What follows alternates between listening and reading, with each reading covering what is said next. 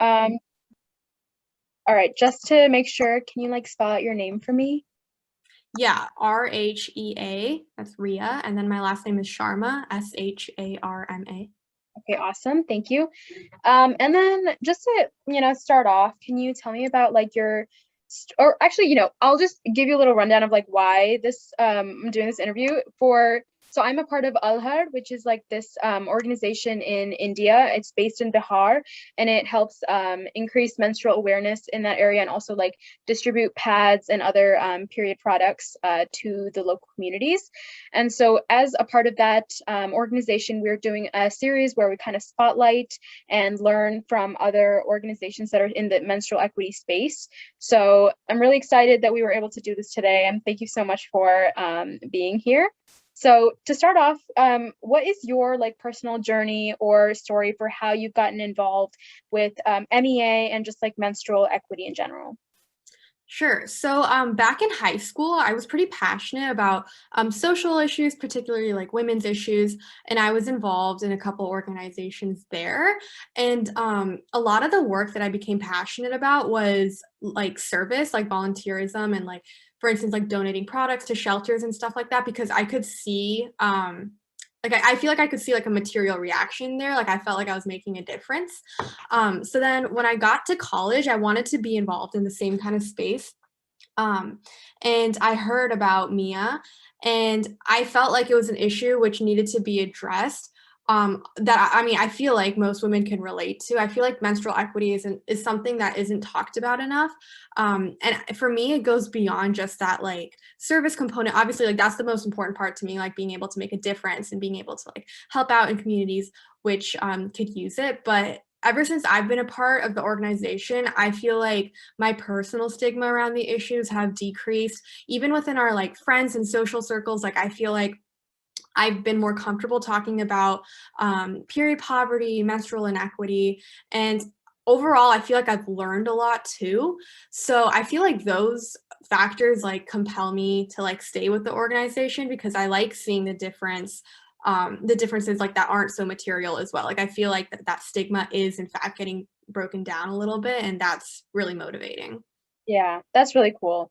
Can you really quickly tell me just like how does Mia operate and like what is your guys' like goal and stuff? Yeah. So Mia was actually, it's a relatively new organization. You know Mahi, right? She started it I guess the end of last year because they were lobbying around a bill in Illinois to mandate period products for homeless shelters and such. And so that was kind of how the organization was born.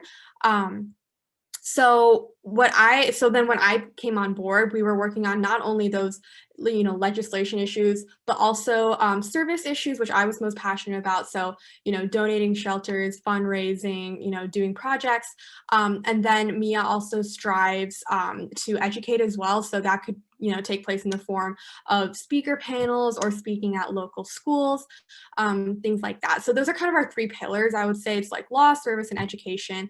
But overall, we strive to alleviate period poverty and decrease the stigma around menstrual inequity. I think those two things are really our driving forces. Nice. All right. And then also in your experience, like what tools or strategies do you think have been the most successful in creating real change? That's a good question. I think yeah, because that's something I would talk to my co-president a lot about because, it's hard to create real change. But I think when we started just like you are, we started researching a lot of other organizations and we were trying to figure out like what are the kinds of projects that they do. And we would like partner with other shelters.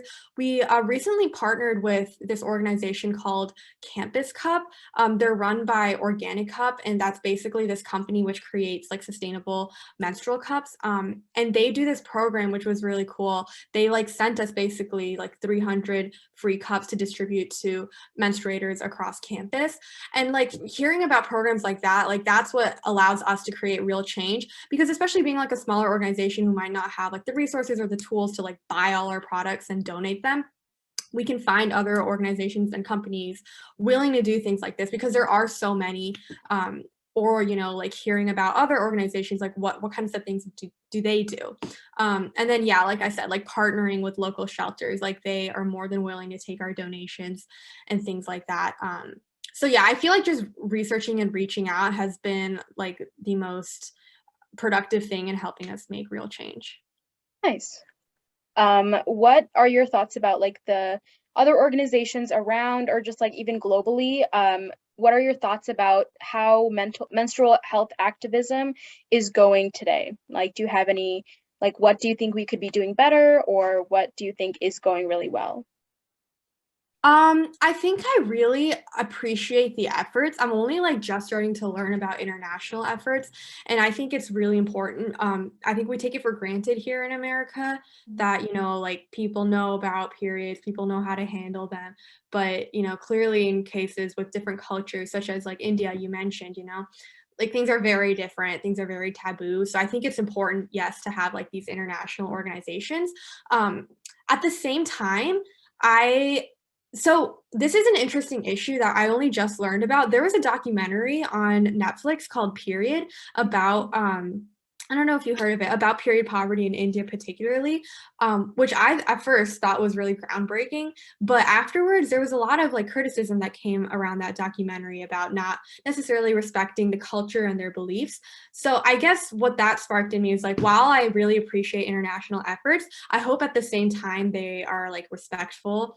And I think it's like a hard issue to navigate because obviously like we're trying to help, but you know, it's like you're also walking on eggshells trying to like make sure that we're respectful of a culture which has been raised a certain way and such.